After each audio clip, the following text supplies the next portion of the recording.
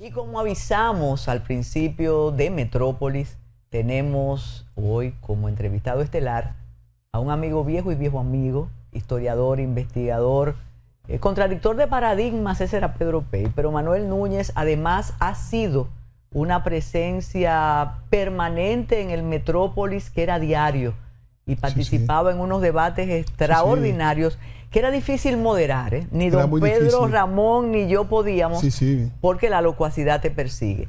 Pero ¿quién iba a decir que tus ideas tan atacadas en un momento iban a tener vigencia, para algunos dolorosa, para otros no admiten, pero cuando el ocaso de la nación dominicana era como anatema aquello? ¿Cómo se atrevió Manuel a escribir eso? Cuando te escucho, cuando te leo, digo, bueno, Manuel sigue pertinaz, pero quizás más preocupado que antes. Bienvenido, Manuel. Muchas gracias. Me siento muy contento de estar aquí. Recordaba aquellos debates. Claro, buenísimo. Sobre todo uno de los primeros que participé, que fue con una persona que falleció, pero que era sumamente agradable, que era Jorge Valls. Qué personaje más interesante. Qué bueno que lo recuerdes, porque cuando uno tiene esas oportunidades, necesita testigos. Y tú fuiste testigo. Además, yo logré entrevistarlo para el periódico Hoy, y hay 3 entregas. Cuando se hacían esas entrevistas, un filósofo, que ahora con la situación de Cuba él la analizó hace 15 años. La vio con mucha perspicacia, con mucha... él columbró lo que venía. Exactamente. Pero además era un hombre que había pasó como 18 años en prisión o más. Y no tenía rencores. Para nada. Yo le decía, pero tú pasaste todo el tiempo en prisión. Y la filosofía lo ayudó, pienso. Me dijo que en algún momento tuvo como 6 años en solitaria, en pantaloncillo. O sea, 6 años completos, es decir, es un régimen de una crueldad. Y él de sí mismo no hablaba. ¿No? Es decir, ahora he visto algunos videos de Vilaplanas que lo han puesto en algunos de estos videos y los recordaba con mucho afecto a aquellos encuentros. Qué bueno esa evocación, se lo voy a decir a don Pedro Ramón, porque de verdad fue un privilegio haber conversado Yo con creo Jorge que Valls. Sí, que era un personaje muy importante, con mucha injundia en lo que hacía, ¿no? Definitivamente. Y un poeta además. Y ese gracejo de esos cubanos de esa generación, que además creyeron en la utopía, ¿eh? Creyeron en utopía, además tenía una visión amplia, era un hombre amante de la democracia, de la libertad, como somos todos, sobre todo lo que hemos vivido en ella y que no queremos que nos priven de ella en base a una utopía, ¿no? Es decir, no, ya no, ya se acabó. Se nos quitó el bobo. Eso fue. Ellos venían del futuro. Claro. Y nosotros repetíamos estrofa de una canción de Silvio cuando entrábamos. Te convido a creerme cuando digo futuro. Digo, no. No, ya no. No me convides, por favor, no me invites. Ahora Manuel, y nosotros tenemos presente, tenemos futuro, porque el pasado nos lo están regateando. Y a propósito del mes de la patria, yo he oído ya que están desmontando de los altares a los fundadores de la patria. ¿Ya no tendremos padres de la patria? ¿Cómo va a ser? Yo creo que sí que tenemos.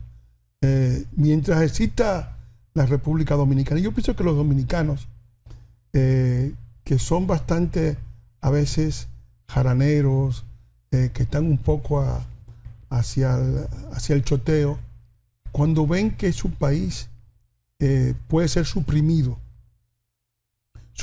por una situación que amenaza, como en este caso nuestro, tú estás viendo que cuando la gente observa el país, se da cuenta que es un país ocupado, ¿no?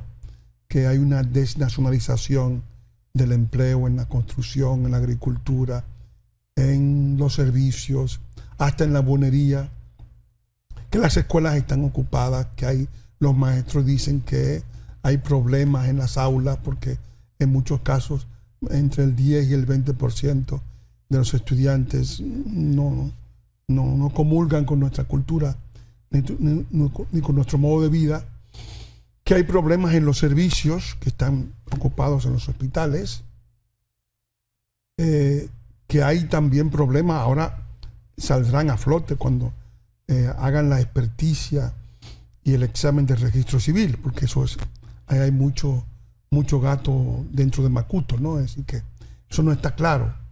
Y luego que el territorio nacional hay varias zonas que están completamente desnacionalizadas. O sea que se habló del hoyo de Friusa, pero hay muchos hoyos de Friusa en todo el país que están silenciados, o sea que no se habla de ellos. O sea que estamos en una situación de ocupación, de que todo lo que puede ser una amenaza a la continuidad histórica del país está presente, porque la República Dominicana, desde su concepción misma, la concebimos como un equilibrio de las culturas, un equilibrio de las economías, un equilibrio de las poblaciones, porque vivimos en un mismo territorio insular. Si se rompe ese equilibrio, se puede deshacer ese acontecimiento que hace. ¿Y ese equilibrio ha existido en algún momento, Manuel? Ese equilibrio ha existido porque nosotros hemos sido en mucho tiempo un país, después de la independencia, ¿verdad? Hemos tenido derecho al gobierno propio sin la intervención extranjera en base a esa población, pero ahora mismo, en estos momentos, el desplazamiento de poblaciones amenaza ese equilibrio, y ese desplazamiento de poblaciones produce la desnacionalización que no existía antes, que es un fenómeno de los últimos 40, 50 años, del territorio, del empleo, de los servicios, de la cultura, y no hay ningún viso de que esa situación se vaya a revertir, o sea, de que Haití vuelva hacia Haití. Ese pueblo se ha mudado de sitio y se ha mudado hacia la República Dominicana, y eso evidentemente puede fragmentar a la República Dominicana como nación. Manuel, esa situación que esbozas de una manera un tanto dramática necesitaría un liderazgo más allá de los arrebatos esporádicos de lo que le llaman nacionalismo, fundamentalismo. ¿Por qué hemos dejado que eso ocurra? Sobre todo con una variante, y lo he conversado contigo en otras ocasiones. Ya no se trata del pití, ya no se trata del que está en la esquina vendiendo frutas sin documentos y demás, sino de la élite haitiana desplazada a este lugar con injerencia en los negocios más productivos de la República Dominicana. Entonces no tenemos salida. Yo pienso que se necesita una visión nacional. Lo que yo entiendo es que la situación ha llegado a tal punto de que los dominicanos en algún momento van a descubrir que su país, que otro país se ha apoderado de su país, para decirlo con más claridad, ¿no?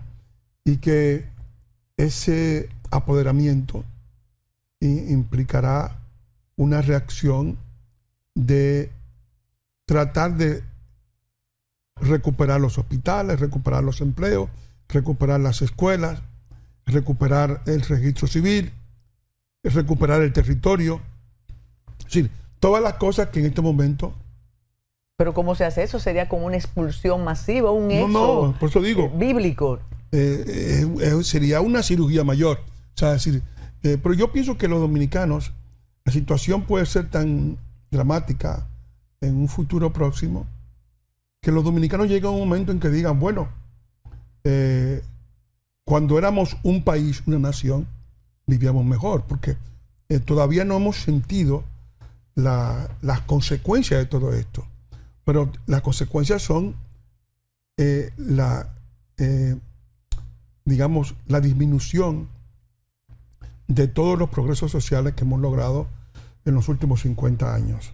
Es decir, la destrucción de la salud pública, de la educación, de las posibilidades del empleo, porque el empleo es la única forma de combatir la pobreza, pero ya se está viendo.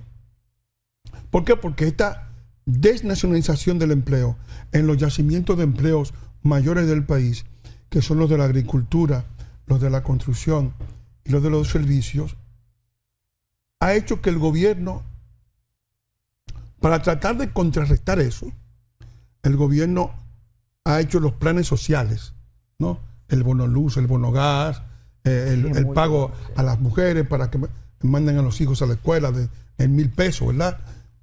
Pero todo eso implica un traspaso de renta porque tú no puedes mantener a tantos dominicanos fuera de los mecanismos de supervivencia que son el empleo y más empleo, sin que al mismo tiempo eso produzca una explosión social.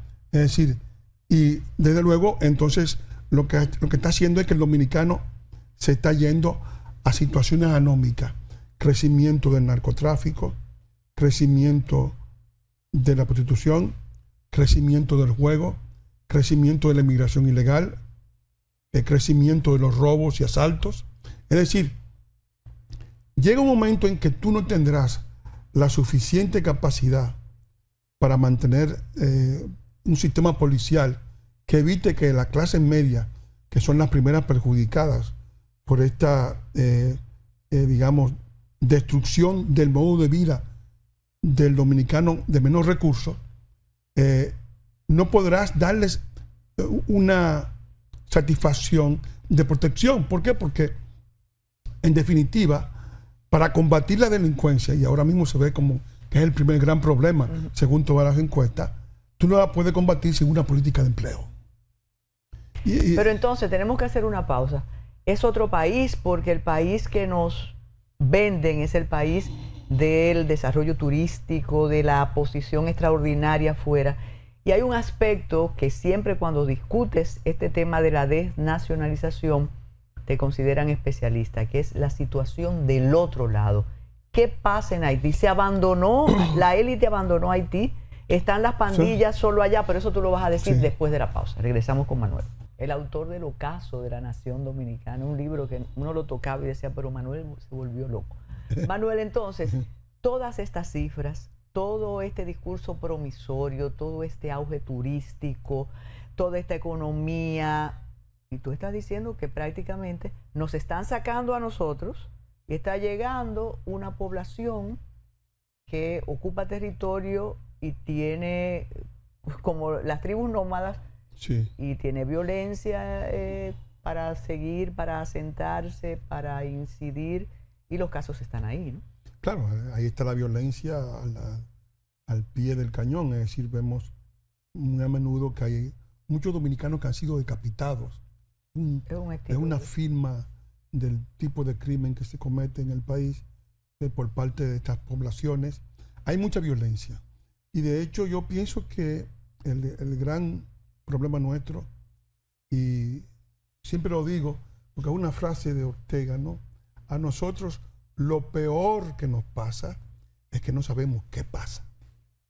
Sí, es como una especie de ceguera voluntaria ante el desastre, una incapacidad para ver lo que está ocurriendo ante nuestras narices, y al mismo tiempo un cierto desprecio a lo propio. Yo pienso que en el caso dominicano se puede diagnosticar que vivimos una oikofobia, o sea, un odio a la propia tradición nacional, odio que fue fomentado por los progres de antes, ¿no? Aquellos progres que iban a tomar el cielo por asalto y que iban a traer el sistema cubano, el ki completo, ¿no? El ki. Ya se sabe que eso no funciona en ninguna parte del mundo, pero esa era la visión que se tenía, era la utopía del futuro, y en esa utopía había como una especie de desprecio por lo que era nuestra propia tradición nacional, que ahora yo pienso que habrá que evaluar. Pero ¿por qué lo permitimos aquí y por qué la energía no se traslada a la otra parte del territorio para desarrollar Haití? Ahora tienen unos millones que le concedieron. Lo que pasa es, mira, Haití es un problema que mucha gente no entiende que ocurre en Haití. Primero, una sociedad fracturada internamente, ¿no? Donde existe un odio cerval racial entre los grupos, ¿no? Entre mulatos y negros. Y ha habido guerra racial, ha habido matanzas raciales de mucho peso. La última gran matanza fue la matanza del año 57 de Jean-Claude de Papadoc, ¿no? De François Duvalier, que hizo una matanza de mulatos, que fue descrita por un personaje que quizás tú conozcas, que es el padre de Jacques Viau, Alfred Viau, Sangre nada más que sangre, un libro fabuloso, en el cuenta lo que era justamente esa matanza fomentada por los raciales. Y luego hubo un conato de matanza en época de Aristide, en el momento en que él quiso dedicar el Perle de Bran, el collar de fuego, exclusivamente a los mulatos, ¿no? Sacaron a Aristide del juego, ¿te das cuenta? Ya él no opina, ya él no hace nada. No, está callado, está tranquilo porque no, Haití no hay Estado, no hay un polo de autoridad. La violencia está manipulada por 40 bandas. O sea que, ¿quién auspicia las bandas para ti?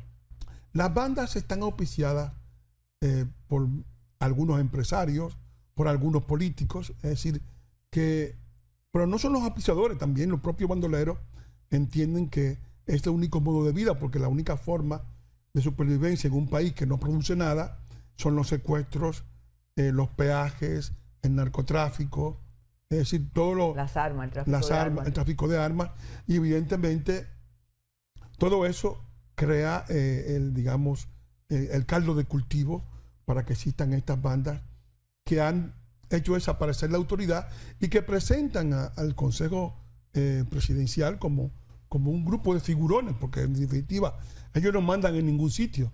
¿Esa es la razón para la llegada de esa nueva población haitiana que tenemos aquí? Bueno, esta es la razón, digo, la nueva población haitiana llega porque en Haití no hay seguridad para nadie.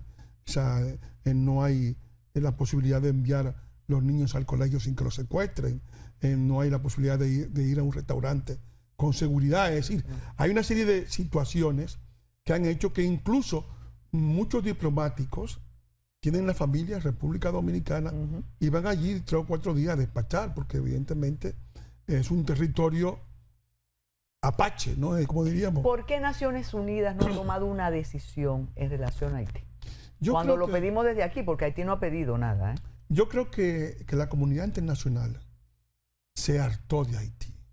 No olvidemos que allí hubo una misión que fue excesivamente larga, añeja, la misión de la MINUSTAH, que duró 17 años. Nunca se pensó que iba a durar tanto tiempo. Son misiones concebidas para 2 o 3 años, como la MONUSCO en África, así, pero no 17 años. Y sin embargo, después de todo ese tiempo, el país sigue armado, porque era una misión de desarme, era una misión de pacificación. Y entonces, todo lo que había hecho la misión volvió al punto cero. ¿Por qué? Porque la inseguridad sobrevino, el irrespeto al poder civil, no hay policía y no hay seguridad. Es decir, que y hay violaciones todos los días, hay matanzas todo el tiempo. ¿Qué nos queda a nosotros como Estado hacer para entendernos con Haití? Bueno, ¿con cuál Haití? Porque Haití ahora mismo hay 40 bandas distintas. Está el G9, que es como una especie de corporación de las bandas, y luego están este grupo de políticos figurones, el Consejo Presidencial, pero que no tienen un ejército que respalde, es decir, que son más bien un grupo reconocido por la comunidad internacional, que no puede reconocer ni a los narcotraficantes ni a los bandoleros, pero evidentemente los que tienen el control de la violencia, los que tienen el control del territorio, son ellos. O sea, ¿quién controla en Haití el espacio aéreo? Nadie. ¿Quién controla el espacio marítimo? Nadie.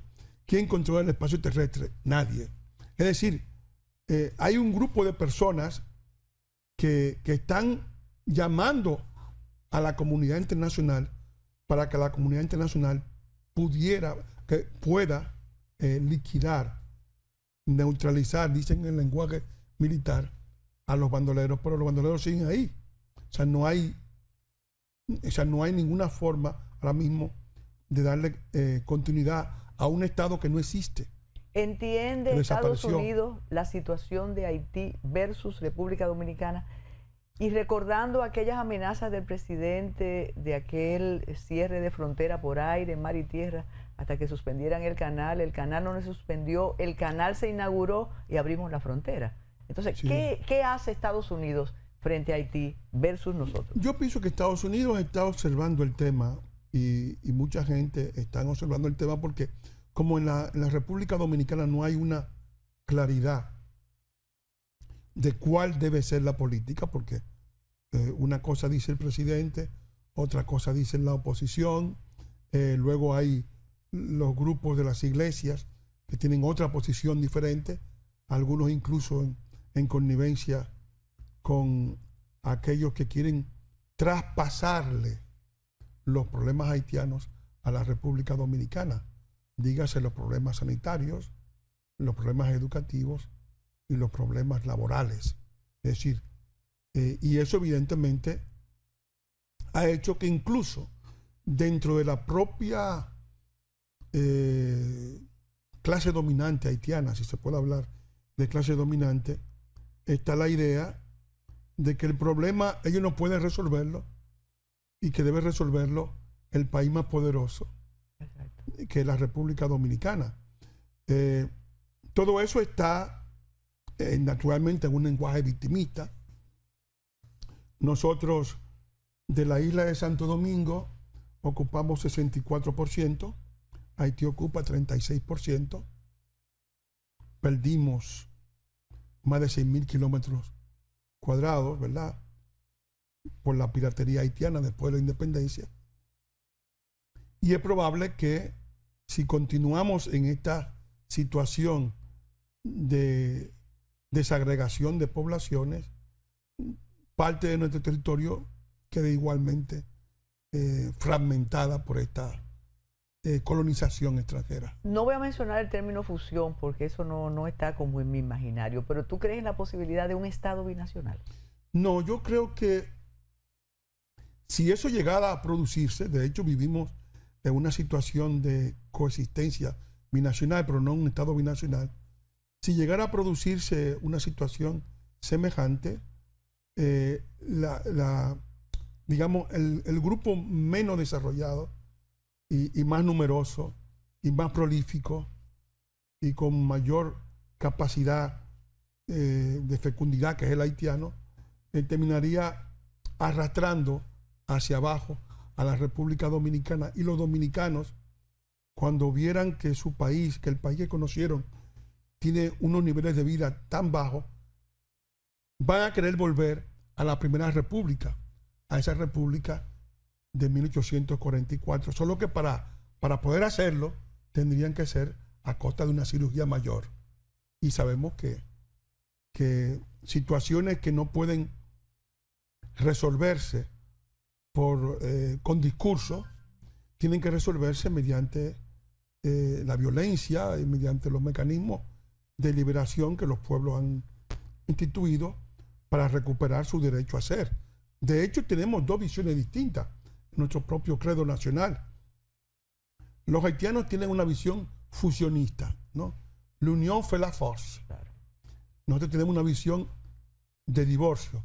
Dios, es decir, la visión cristiana, no buduista; patria, la hermandad entre los dominicanos, vinculados por vínculos maritales, por enlaces consanguíneos; y libertad, el derecho al gobierno propio. O sea que los dos lemas son como dos contradicciones.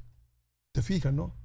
Entre nosotros nunca ha estado la idea de fusionarnos con Haití, pero en Haití, en algunos casos, La única indivisible, ¿no? sí ha estado en ello, porque en su visión mítica, el único momento en que Haití fue realmente poderoso, feliz, fueron los 22 años que dominó la República Dominicana.